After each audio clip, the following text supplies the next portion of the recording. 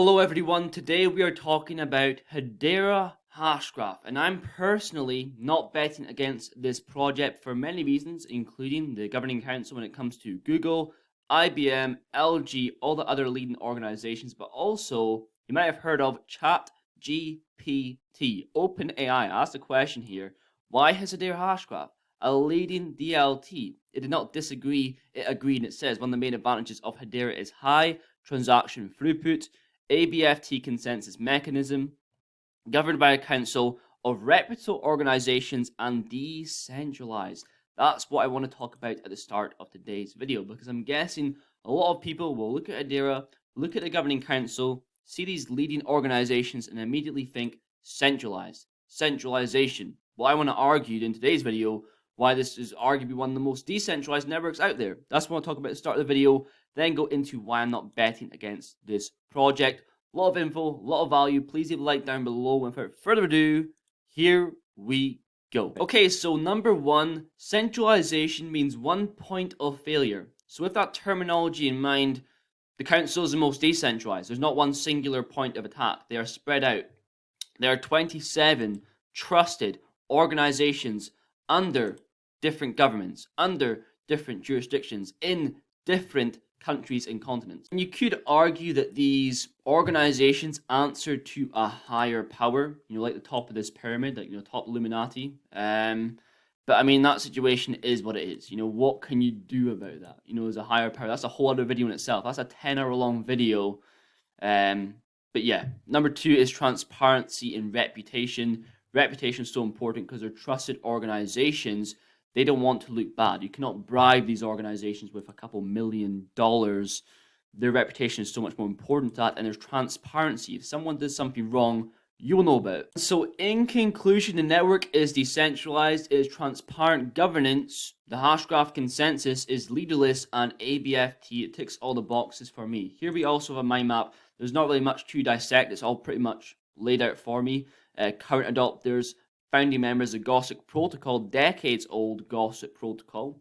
No votes needed to reach consensus, virtual voting, very highly efficient. And its product, ABFT. Now, to go back to the title, why I'm not betting against Hedera Hashgraph and its native token, HBAR, is because, one, the organizations associated with Hedera Hashgraph, they are top 100, top 50 in their sectors. They've won before. They're going to win again. And when it comes to thinking going forward with one ledger, I can only really think of one when it comes to every sector, every use case, and that is Hedera Hashgraph. When you think about supply chain, payments, NFTs, finance, ESG, digital identification, so much more. I'm going even more forward.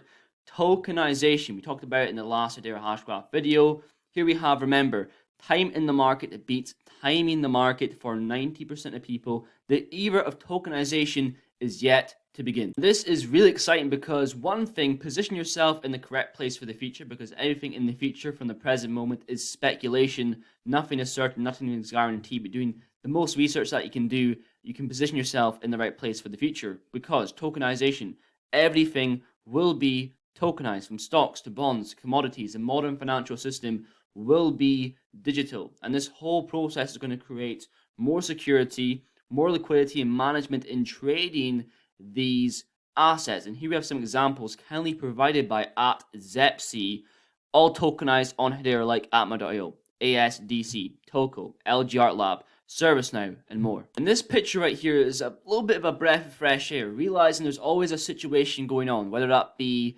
C-19 or Brexit, or probably one of the worst ones, the 2008 global financial crisis, .com bubble. So many situations always going on, always the end of the world or something, especially in 2012 or so on. But we are in crypto winter. Look who is building, look who is hiring. Let me play this little clip from Lehman Bear. And I just can't wait to see what the future is. Right now, we're in a crypto winter, and we see a crypto winter as the time to build.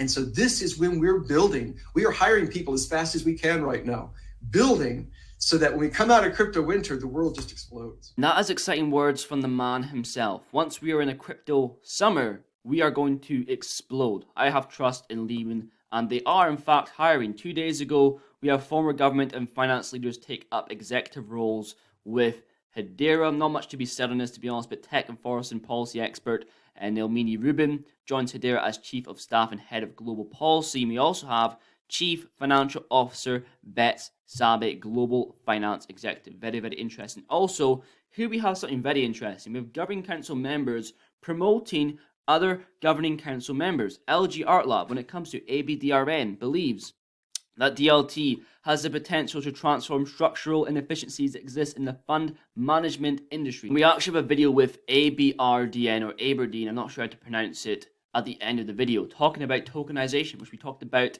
a couple minutes ago. So here we also have Ledger, the new Ledger that's coming out, Ledger Stats, and you can see here he has Hedera as one of the actual support coins on there. It's more shaped like an iPod, like an iPhone. I'm pretty sure the designer was involved with the design of the iPhone or something along those lines. Quite expensive compared to normal ones, £241. Possibly in the future it'll be reduced, so probably around $290 worth, $300 worth. Very, very interesting. 5,000 plus coins supported, NFTs, and wireless charging. Lastly, we're going to talk about tokenization. Quite a short video. So far, we've talked about the misinformation when it comes to Hedera Hashgraph or the network being centralized. It is decentralized. I talked about how I'm not going against HBAR itself when it comes to being a leading DLT for every sector, every use case, and how going forward when it comes to tokenization being a huge market and the examples of tokenization on Hedera, right?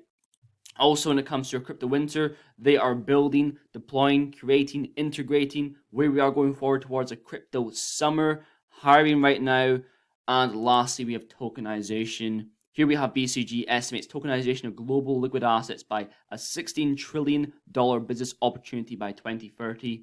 Here are the advantages: increased efficiency, reduced cost, better compliance, improved liquidity, increased transparency, and felicitated innovation. And we have here with ABDRN PLC, the asset manager of over £500 billion AUM and the most recent Governing Council member in DLA Piper's asset tokenization platform Token Network, Hedera is providing the infrastructure for a tokenized future.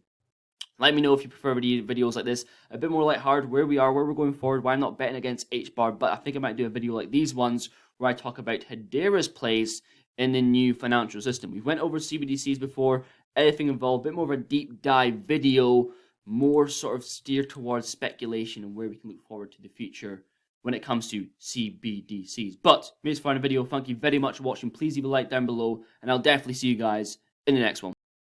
Can you share a little bit more when you talk about tokenization of the assets? What kinds of assets are those? Yeah, so I guess I mean there's probably going to be a journey that we go on. I think right now our bread and butter business is managing mutual funds essentially, and so day one what we're looking at is tokenizing the equity interest in those funds. So there's a ton of different use cases and applications for that. It's not just about liquidity. People talk about that a lot. That's obviously one of the benefits. There's the fractionalization as well. So bringing some of the private market assets to smaller investors. But there's a ton of efficiencies that can come from it as well. But that's day one. I think down the line, as the other parts of the market start to evolve, it's not just the fund managers that you need to change. You need lots of different service providers to change as well. We're going to see the individual assets tokenized.